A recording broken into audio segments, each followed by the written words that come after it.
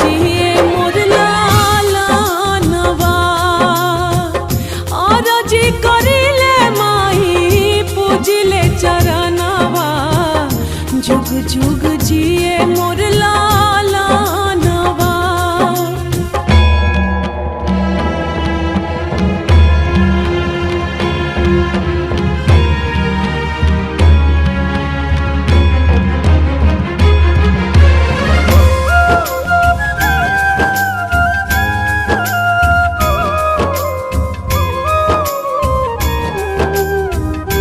इसमें शिव जी चाहिए।